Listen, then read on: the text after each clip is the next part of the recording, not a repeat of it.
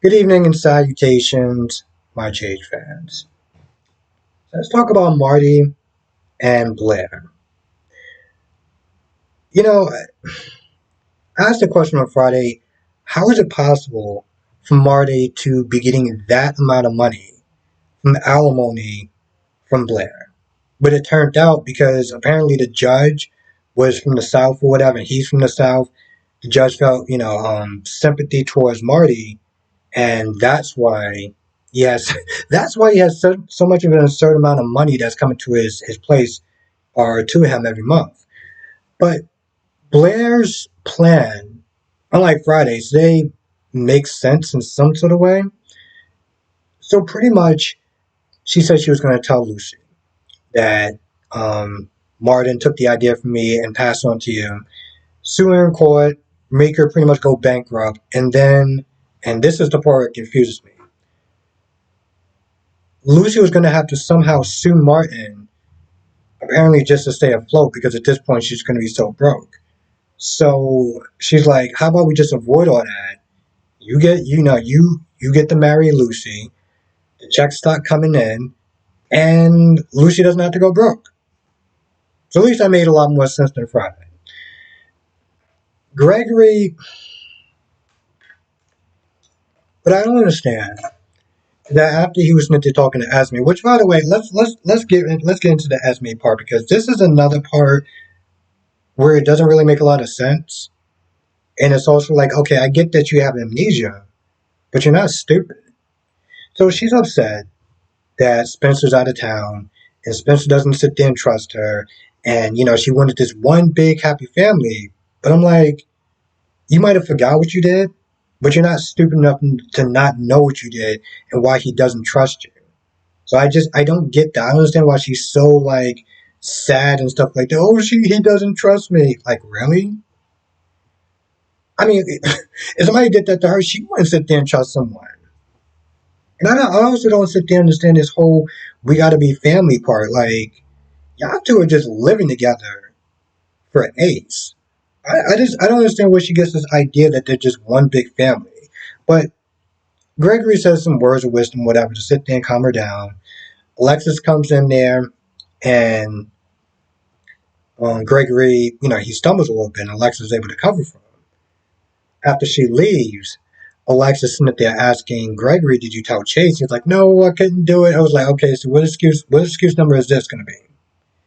And of course, she was like, of course, she was like, "Oh, I couldn't do it because of Brooklyn, making Chase happy and everything." And I'm like, "Okay, do you now understand that this is the second time that somebody like, or the third time? I've lost count of how many times that he actually fell or almost fell when somebody was sitting there looking at him like, 'Yo, you okay?'"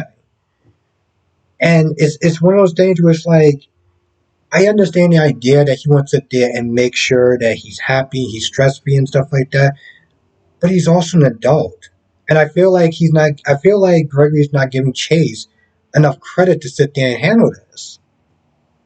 Also, again, your body is starting to fail, so how long is it gonna be before he witnessed you fall? It's better to sit there and calm down, but of course he's just gonna sit there and come up with more excuses, so I feel like Gregory's gonna I feel like Chase is gonna sit there and find out the hard way instead of just having an honest conversation and treating him like an adult. Now, what I didn't understand from Finn and Liz convo, they were talking about the doctor that was treating Gregory and about how he just practically goes, by the book or whatever. He doesn't treat patients like they're patients. He treats patients like it's just number 34 or whatever. And it made me think, it made me sit there and think, is it possible that because he was just kind of just phoning it in at work, that he might have misdiagnosed him? Because Finn was like, I'm gonna sit there and try to get some other people or whatever. Now, I am assuming he said he was gonna sit there and try to look for another doctor, um, just to treat him, just to treat Gregory more than just a patient. But it also makes me think maybe if the next doctors come in and treats Gregory, they may find that he doesn't have ALS.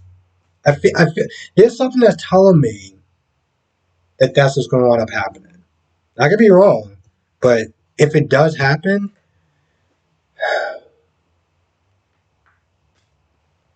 I guess I'll be okay with it.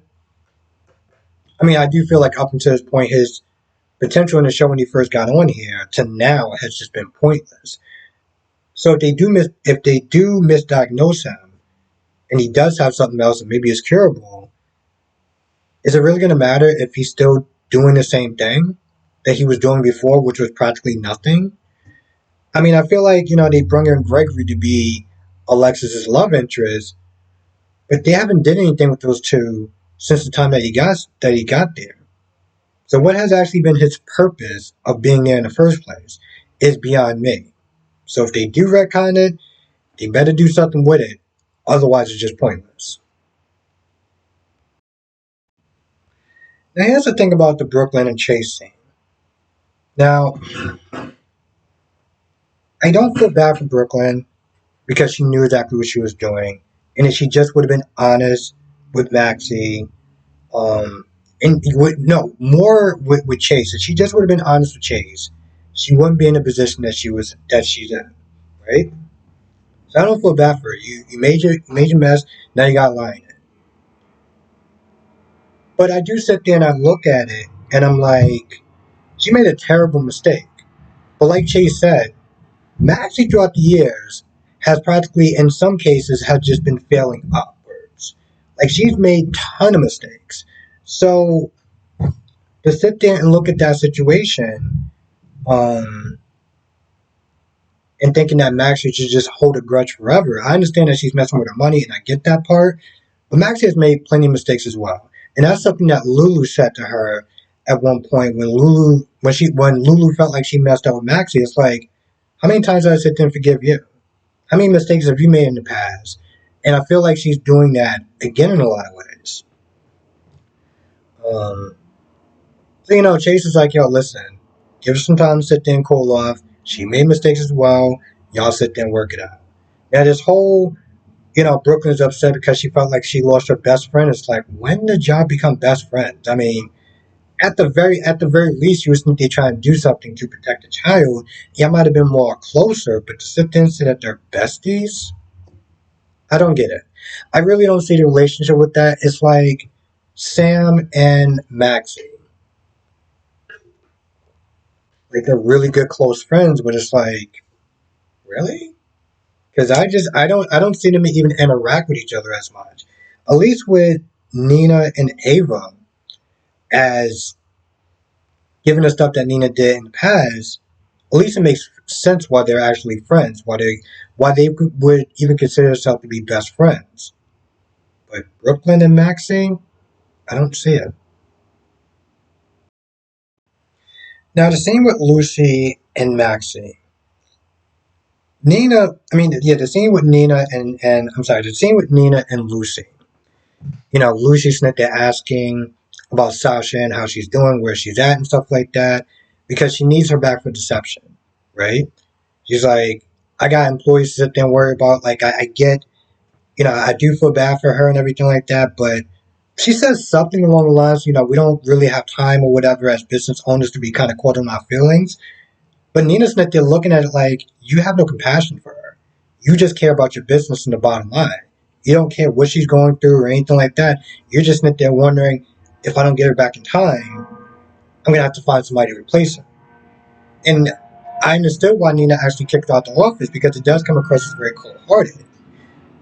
Now, to be fair, on some level, I understand where Lucy's coming from.